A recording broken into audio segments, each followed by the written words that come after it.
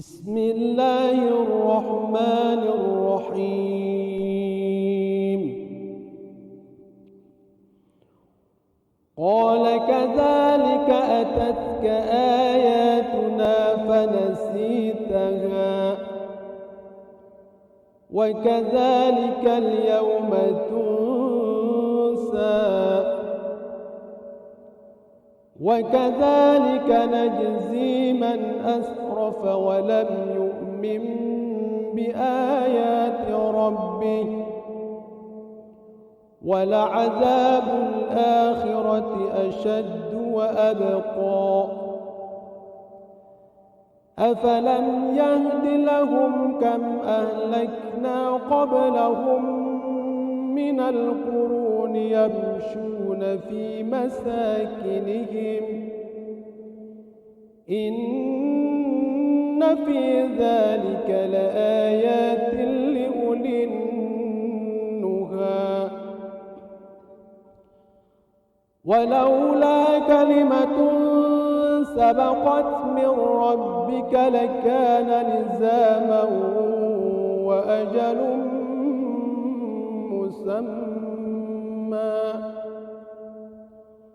فاصبر على ما يقولون وسبح بحمد ربك قبل طلوع الشمس وقبل غروبها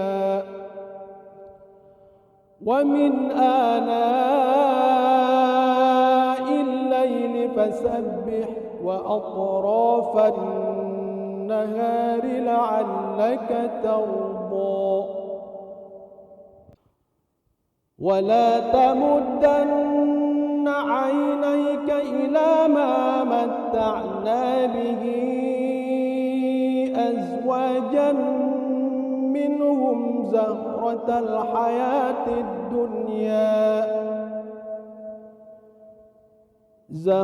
الحياة الدنيا لنفتنهم فيه ورزق ربك خير وأبقى. وأمر أهلك بالصلاة واصطبر عليها لا نسألك رزقا نحن نرزقك والعاقبة للتقوى. وقالوا لولا يأتينا بآية من ربه أولم تأتهم بينة ما في الصحف الأولى ولو أنا أهلكناهم بعذاب من قبله لقالوا ربنا لولا أرسلت إلينا رسولا فنتبع آياتك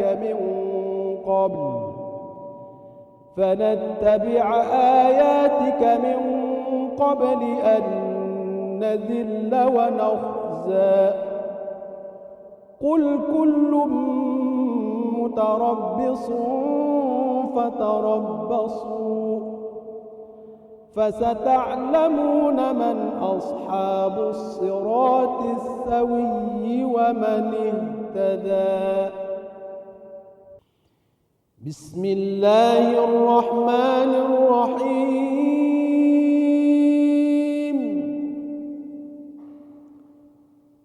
اقترب للناس حسابهم وهم في غفلة معرضون.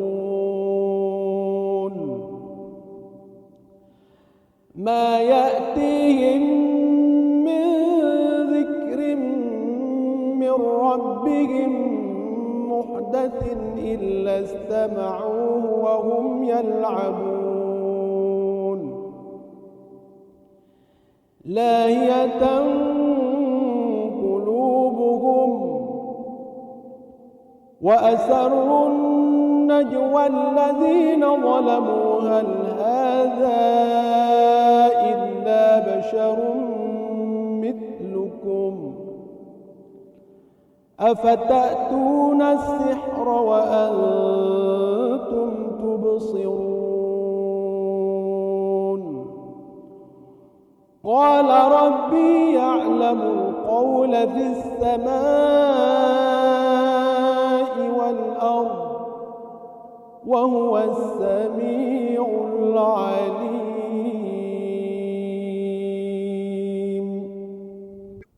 بل قالوا أضغاث أحلام بل افتراه بل هو شاعر فليأتنا بآية كما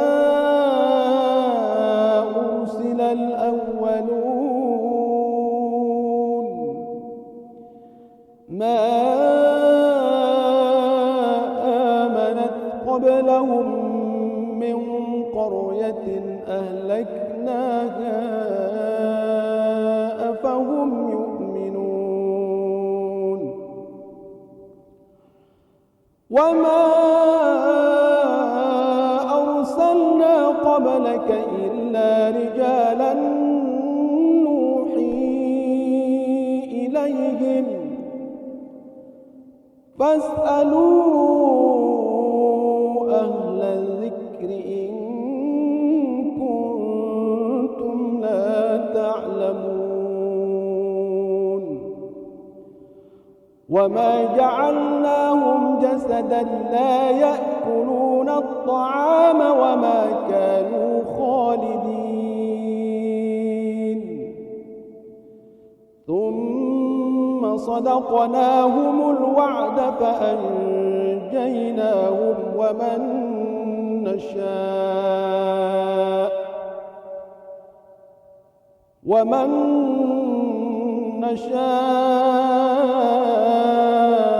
وأهلكنا المسرفين لقد أنزلنا